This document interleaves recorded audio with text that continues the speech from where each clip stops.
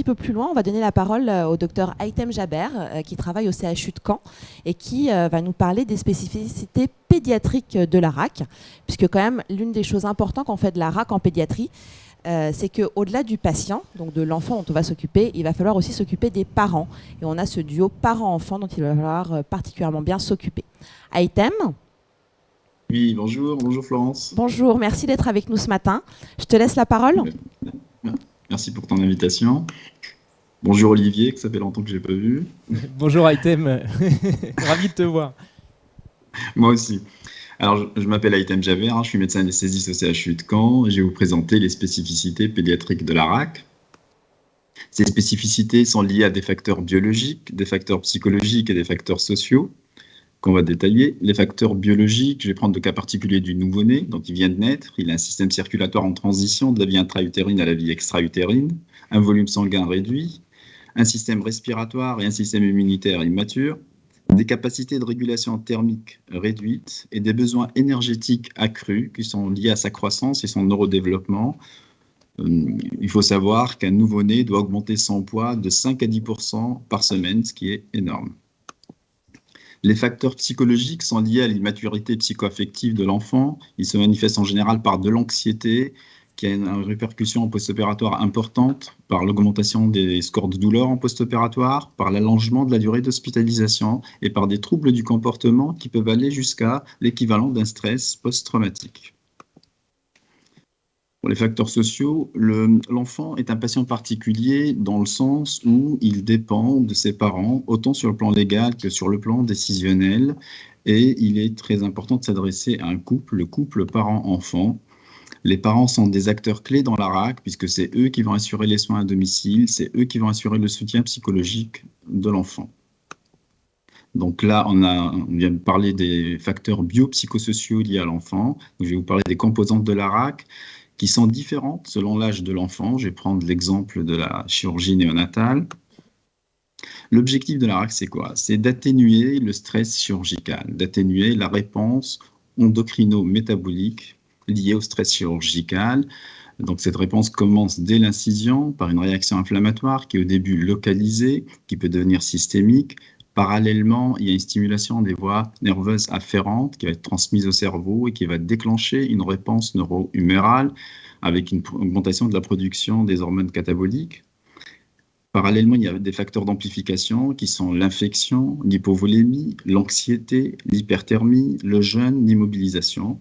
Tous ces éléments vont entraîner une augmentation du catabolisme, une augmentation des besoins d'organes qui peut aboutir à la dysfonction d'organes.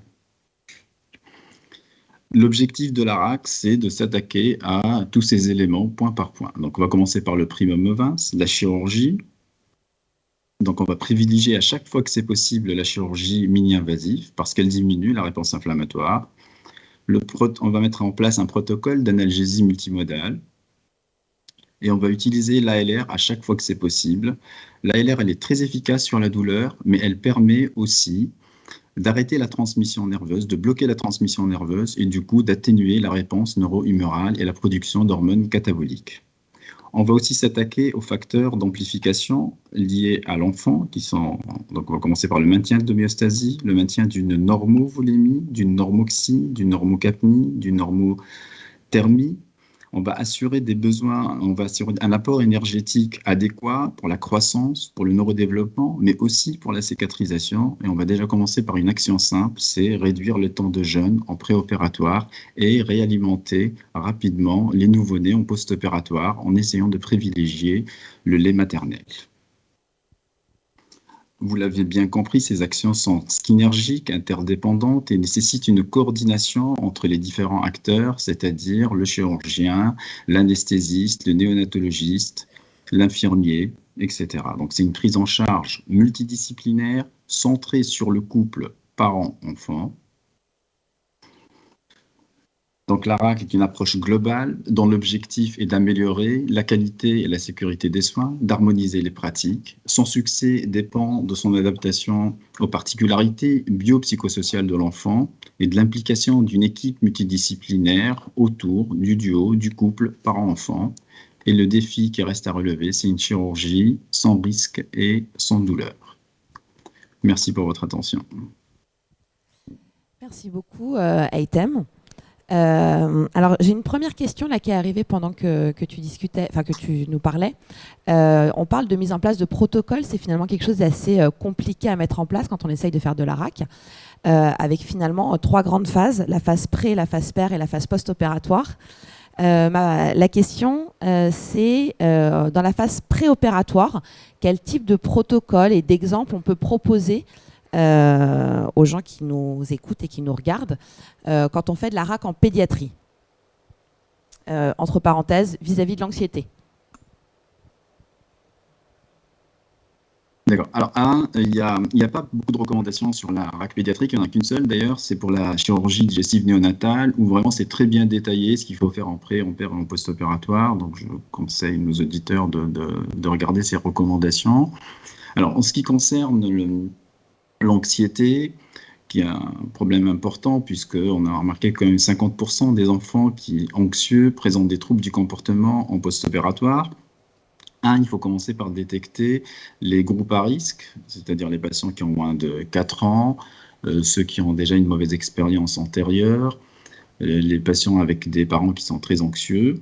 Et ce qu'on peut proposer, en fait, il y a 3 niveaux. C'est les moyens non pharmacologiques qui comprennent l'information du couple parent-enfant, les ateliers de préparation, les techniques de relaxation, l'hypnose, utiliser les jeux à l'induction ou les dessins animés. Dans certains cas, on peut proposer la présence des parents à l'induction, et puis à la prémédication pharmacologique, midazolam, les agonistes alpha-2 adrénergiques et l'hydroxyzine. Deuxième petite question qui est arrivée pour toi. Dans ce que tu nous as présenté, tu n'as pas du tout parlé d'épargne sanguine, de patient blood management. Est-ce que en pédiatrie, ça reste une part à part entière des procédures et des protocoles, ou est-ce que ça n'a pas sa part ? Alors, tu m'as demandé de parler pendant 5 minutes, donc je n'avais pas le temps.